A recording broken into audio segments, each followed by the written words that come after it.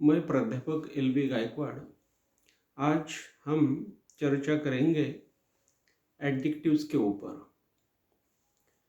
Adjectives के जो प्रकार है उनके ऊपर हम आज चर्चा करेंगे। यह वीडियो स्पोकन इंग्लिश पर है। इस वीडियो के माध्यम से आप अच्छी तरह से अपनी अंग्रेजी बोल सकते हो और लिख सकते हो। पहला प्रकार जो है वह है डेमोन्स्ट्रेटिव एडजेक्टिव्स। यानी ये जो एडजेक्टिव्स होते हैं, यह एडजेक्टिव्स दर्शक एडजेक्टिव्स यानी दर्शक विशेषण इन्हें बोला जाता है। यानी यह विशेषण दर्शाते हैं या दिखाते हैं। These adjectives demonstrate, show things and persons before the speakers। देखिए, जो भी बोलने वाले होते हैं, लिखने वाले होते हैं, उनके सामने यह एडजेक्टिव्स कुछ पर्सन्स या चीजें दिखाते हैं, बताते हैं, जैसे कि पॉइंट आउट करते हैं। डायरेक्टली दे पॉइंट आउट यानी वह पॉइंट आउट करते हैं, यानी ऐसा दिखाते हैं। वह डायरेक्टली दे डायरेक्ट वह दिशा बताते हैं, दिशा की तरफ वह अपना फिंगर आउट करते हैं। और जो भी एडजेक्टिव होता है वह एडजेक्टिव बड़ा अच्छा होता है और वह सामने वाली चीज बताता है। जैसे कि हम उदाहरण लेंगे, दिस इज माई फ्रेंड। देखिए, दिस इज माई फ्रेंड यानी दिस इज माई फ्रेंड, यानी यहाँ पर यह दिस डेमोन्स्ट्रेटिव एडजेक्टिव का काम कर रहा है। यानी दिस इज माई फ्रेंड यानी उसका फ्रेंड वह दिस एडजेक्टिव से बता रहा है। यह दिस यहाँ पर एडजेक्टिव आया है और वह बता रहा है कि मेरा फ्रेंड दिस है, यानी दिस इज माई फ्रेंड। यह दिस यहाँ पे उसका फ्रेंड दिखा रहा है। दीज आर माई फ्रेंड्स, इस वाक्य में दीज यह डेमोन्स्ट्रेटिव एडजेक्टिव है और यहाँ पर जो भी फ्रेंड्स है यानी मित्र खड़े हैं उन्हें वह बता रहा है। दीज आर माई फ्रेंड्स यानी दीज यह एडजेक्टिव है, यह डेमोन्स्ट्रेटिव एडजेक्टिव है और यह एडजेक्टिव उन सभी फ्रेंड्स को दिखा रहा है। That girl is black, that girl is black, यहाँ पर यह that डेमोन्स्ट्रेटिव एडजेक्टिव आया है और वह बता रहा है कि that girl is black यानी वह जो गर्ल है, वह जो लड़की है वह काली है, ऐसा वो बता रहा है। यानी that यहाँ पर डेमोन्स्ट्रेटिव एडजेक्टिव आया है।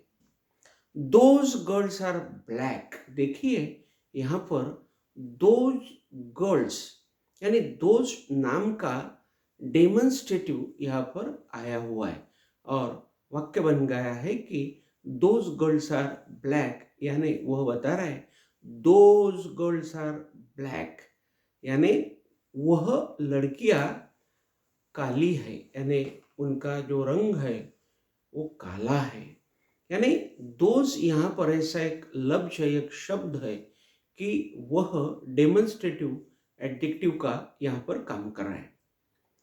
अभी हम चर्चा ऐसे करेंगे कि जो भी डेमोन्स्ट्रेटिव एडजेक्टिव्स होते हैं उनमें धीस यह एडजेक्टिव होता है, यह सिंगुलर होता है, इसका प्लूरल दीज होता है। सिंगुलर नाम का दैट डेमोन्स्ट्रेटिव एडजेक्टिव होता है, यानी दैट सिंगुलर है तो उसका प्लूरल दोज होता है। यानी धिस का प्लूरल दिस और दैट का प्लूरल यहाँ पर दोज होता है और यह सभी यहाँ पर डेमोन्स्ट्रेटिव एडजेक्टिव्स का काम करते हैं। The demonstrative adjectives show the particular nouns. देखिए यह सभी के सभी विशेष नामों को दिखाते हैं। जैसे कि हम उदाहरण लेंगे, दिस मैन, यानी वहाँ पर एक मैन है, वह मैन यानी वह आदमी बहुत ही विशेष है और उसे यह दिस नाम का डेमोन्स्ट्रेटिव बता रहा है, इसलिए उसका मीनिंग बनता है दिस मैन।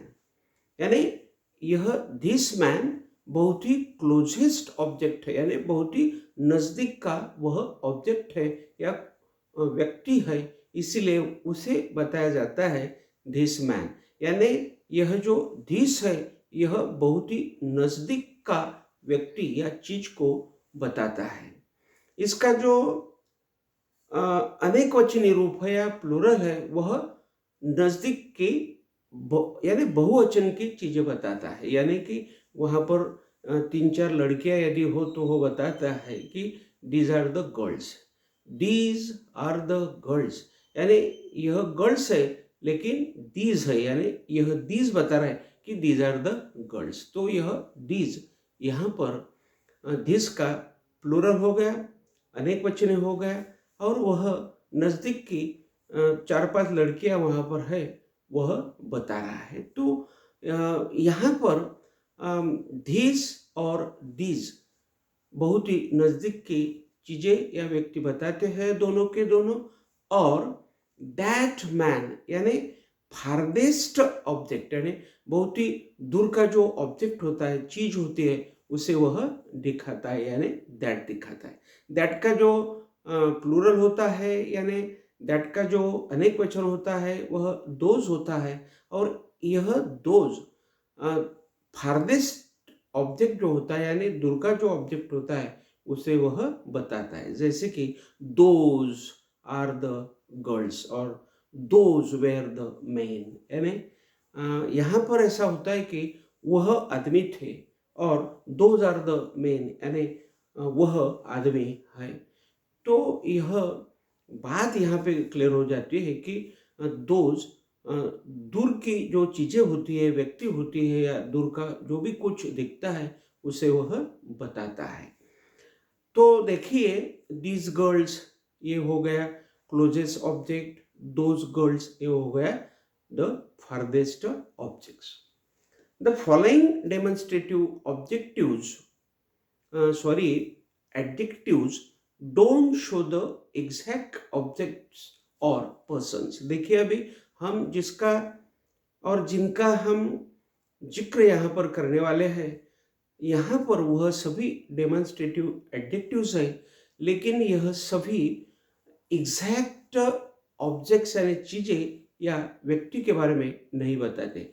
जैसे कि एनी मैन, एनी मैन, तो यहाँ पर यह एनी एग्जैक्ट नहीं बताता। जैसे कि दिस गर्ल, यहाँ पर दिस गर्ल, दिस ने गर्ल को बताया, दिस इज अ गर्ल ऐसा एग्जैक्ट बताया, दिस इज रेशमा ऐसा एग्जैक्ट बताया। लेकिन यह एनी का मतलब होता है कि यह एनी यहाँ पर एग्जैक्ट नहीं बताता, यानी स्पेशल जो भी होता है उसे वो नहीं बताता। इसीलिए any boy, any boys, any one, anything, other और सम, यह जो भी एडजेक्टिव्स है यह एडजेक्टिव्स यहाँ पर ऐसी एग्जैक्ट चीज़ें या वस्तु नहीं बताते, ऐसा उनका है। अभी आगे का जो प्रकार है एडजेक्टिव्स का वह प्रकार है इंट्रोगेटिव एडजेक्टिव्स, यानी यह एडजेक्टिव्स यहाँ पर प्रश्नार्थक विशेषण बोले जाते हैं। इन्हें हम प्रश्नार्थक विशेषण के रूप से देखते हैं और उनका प्रश्न बनाने के लिए हम उपयोग करते हैं। When we ask a question, जब हम क्वेश्चन पूछते हैं तो हम इन सभी को वहां पर वापरते हैं। यानी when we ask a question and use what, which, whose before the nouns. These words are used as the interrogative adjective. देखिए, हम जब भी कोई प्रश्न पूछते हैं तो हम WH वर्ड्स वहां पर यूज करते हैं, जैसे कि व्हाट है, व्हेन है, वेयर है, विच है, हुज है, और WH यानी हाउ है, हाउ मेनी है, हाउ मच है। यह सभी लफ्ज या शब्द हम वहाँ पर प्रश्न पूछने के लिए वहाँ पर इस्तेमाल करते हैं। तो हम इन्हें बताएंगे इंट्रोगेटिव एडजेक्टिव्स। यह सभी इंट्रोगेटिव एडजेक्टिव्स होते हैं और इन्हें हम इस्तेमाल करते हैं अपना प्रश्न पूछने के लिए। तो देखिए, यहाँ पर एग्जाम्पल्स हमने लिए हुए हैं।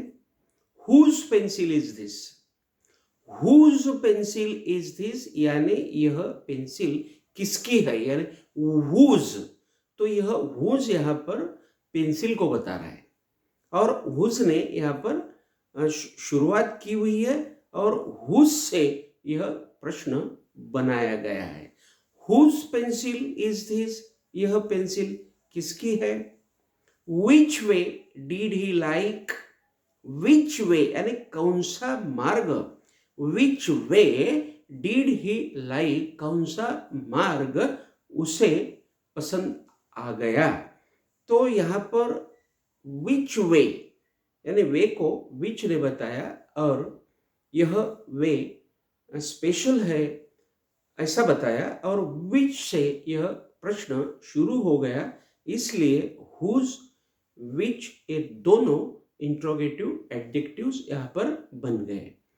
What subject did you take at BSc, BSc के लिए BSc कक्षा में तूने कौन सा सब्जेक्ट लिया, इसका ऐसा मीनिंग होता है। तो व्हाट सब्जेक्ट यानी व्हाट सब्जेक्ट यानी सब्जेक्ट यानी what subject did you take at BSc, तो यहाँ पर यह सब्जेक्ट व्हाट ने यहाँ पर दिखाया, इसलिए हम यहाँ पर ऐसा बोलेंगे कि व्हाट ने दिखाया, इसलिए व्हाट यहाँ पर इंट्रोगेटिव एडजेक्टिव बन गया। आगे का प्रश्न है what time is it now, अभी कितने बजे। What time is it now, यहाँ पर इस व्हाट ने प्रश्न शुरू कर दिया, प्रश्न बनाया।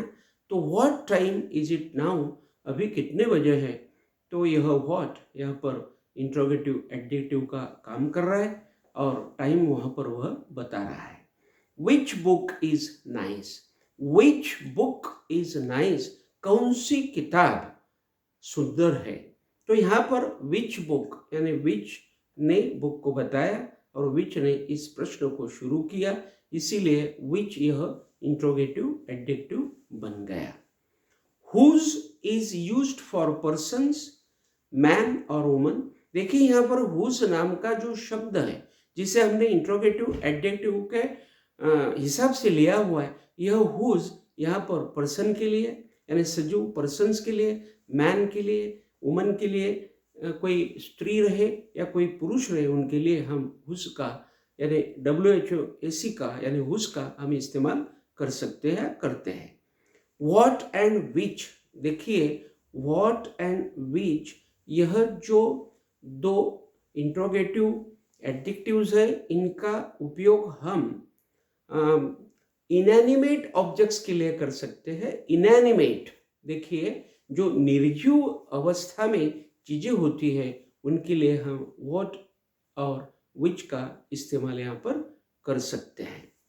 अभी हम जा रहे हैं एम्फेटिक एडजेक्टिव्स की ओर। देखिए जो एम्फेटिक एडजेक्टिव्स होते हैं उन्हें हम परिणाम दर्शक विशेषण कहते हैं, यानी यह परिणाम दिखाते हैं, यह परिणाम की मात्रा दिखाते हैं, इफेक्ट दिखाते हैं, इन्फ्लुएंस दिखाते हैं, इसलिए हम इन्हें एम्फेटिक एडजेक्टिव्स बताते हैं। यानी इनका जो भी इनका यानी एक हम बोलेंगे कि इनका एक तरह से प्रभाव आता है, तो इसीलिए इन्हें हम एम्फेटिक एडजेक्टिव बोलेंगे, एडजेक्टिव्स बोलेंगे। The emphatic adjectives are used before nouns to show the emphasis. देखिए यह emphatic adjectives हम नामों के पहले यानी नामों के साथ पहले हम इनका इस्तेमाल करते हैं और प्रभाव दिखाने के लिए इनका हम इस्तेमाल करते हैं. They help to make situation emphatic or stressable or forcible. तो देखिए यह सभी के सभी एम्फेटिक एडजेक्टिव जो भी होते हैं, यह जो सिचुएशन होती है उस सिचुएशन को प्रभावशाली बनाते हैं. दे show the strong feelings of the persons और स्पीकर्स. पर्सन की, व्यक्ति की या बोलने वाले की जो यानी स्ट्रॉन्ग फीलिंग यानी तीव्र भावना जो होती है, उसी तीव्र भावना को वह बताते हैं. जैसे कि हम उदाहरण के तौर पे लेंगे, वेरी वेरी. ऐसा हम जब बोलते हैं यानी हम बोलते हैं कि he is a very very very clever man. तो यह very very very clever man हमने इसलिए यहाँ पर उसका इस्तेमाल किया कि हम यहाँ पर उस चीज़ को हम एम्फेटिक बना दें. तो उदाहरण है वेरी, ओन, अब्सोल्यूट. तो देखिए यह very, own, absolute, these are the यहाँ पर these are the emphatic adjectives यानी हम इन्हें एम्फेटिक एडजेक्टिव्स बोलेंगे. कुछ उदाहरण हम अभी लेंगे और आपको बताएंगे. Jack bought his hat with his own hands. देखिए ओन हैंड्स, हैंड्स उसके हैंड्स है, उसके हाथ है, लेकिन ओन हैंड्स या ये जो ओन है, इस ओन ने उसके हाथ बताए और हाथों का प्रभाव यहाँ पर बताया. इसलिए Jack bought his hat with his own hands यानी उसके खुद के हाथों से उसने उसका जो भी हैट है, उसकी जो टोपी है या उसकी जो टोपी वो पहनता है, उसको उसने खरीद लिया. तो यहाँ पर ओन नाम का ये जो एडजेक्टिव है, इस एडजेक्टिव ने एम्फेसिस बताया और उसका प्रभाव डाल दिया. What the student said is absolute wrong. वो लड़के ने जो भी बताया वह पूर्णतः गलत था. Was गलत, was very wrong और is very wrong, बहुत गलत था, बहुत ही गलत है. Means what the student said was absolute wrong और is wrong यानी था गलत या है गलत, ऐसा यहाँ पर मीनिंग निकलता है. और यह एब्सोल्यूट नाम का जो विशेषण है, यह यहाँ पर रॉन्ग शब्द को यहाँ पर दिखाता है और उसका प्रभाव यहाँ पर आ जाता है. तो एब्सोल्यूट यहाँ पर एम्फेटिक एडजेक्टिव है. He is very very very clever. तो यहाँ पर हमने वेरी का इस्तेमाल 3 दफ़ा किया और इस वेरी ने यहाँ पर एम्फेसिस किया, यहाँ पर यानी क्लेवर का एम्फेसिस दिया, यानी उसका जो भी क्लेवरनेस है उसे 3 दफ़ा बताया, यानी वह आदमी बहुत ही क्लेवर है, ऐसा वेरी वेरी वेरी ने यहाँ पर बता दिया. तो अभी हम समाप्त करने जा रहे हैं. इसके पहले मैं आपको ऐसे एडजेक्टिव्स या विशेषण बताऊंगा कि जो बहुत ही आपके काम में आएंगे. आप जब अंग्रेजी बोलेंगे और लिखेंगे तो यह सभी एडजेक्टिव्स आपको बहुत ही मदद करेंगे. तो मैं सभी एडजेक्टिव्स यहाँ पर पढ़ूंगा. देखिए स्मार्ट है यानी उसे हम बहुत ही तरबेज बोलते हैं कि यह आदमी इसमें बहुत निष्णात है या उसमें वह बहुत ही होशियार है. स्मार्ट है, इंटेलिजेंट है, बुद्धिमान है. एक्सलेंट है, बहुत ही उत्तमता से वो पेश आता है, एक्सलेंट है. मैग्निफिसेंट है यानी मैग्निफिसेंट यानी वह बहुत ही प्रभावशाली है. अमेजिंग है यानी बहुत ही अमेजिंग यानी आश्चर्यजनक है. आउटस्टैंडिंग है यानी बहुत ही प्रभावशाली है. गुड है, गुड यानी बहुत ही अच्छा है. ऑफुल है, हॉरिबल है, बहुत ही भयानक है, यानी बहुत ही प्रभावशाली है, टेरिबल है, बैड है, इंटरेस्टिंग है, फैसिनेटिंग है, टायरिंग है, एग्जॉस्टिंग है, डर्टी है, फिल्दी है, क्लीन है, स्पॉटलेस है, बिग है, ह्यूज है, एनॉर्मस है, कोल्ड है, डेंजरस है, एक्साइटिंग है, हॉट है, फनी है, जेलस है, kind, evil, modern, noisy, old, powerful, quiet, relaxing, sad, tasty, deep, sudden, loving, calm. These are the emphatic adjectives. देखिए मैंने जितने भी एडजेक्टिव्स यहाँ पर पढ़े, यह सभी एडजेक्टिव्स एम्फेटिक एडजेक्टिव्स बोले जाते हैं। तो आज हमने इस वीडियो में या इस लेक्चर में हमने स्पोकन इंग्लिश के ऊपर एडजेक्टिव्स का जो प्रभाव होता है या स्पोकन इंग्लिश बनाने में एडजेक्टिव्स का क्या रोल होता है उसके बारे में हमने आज चर्चा की। आपको यह वीडियो कैसा लगता है आप मुझे अपने कमेंट बॉक्स में दीजिएगा। तब तक के लिए मैं यहाँ पर रुकता हूँ। Thank you very much.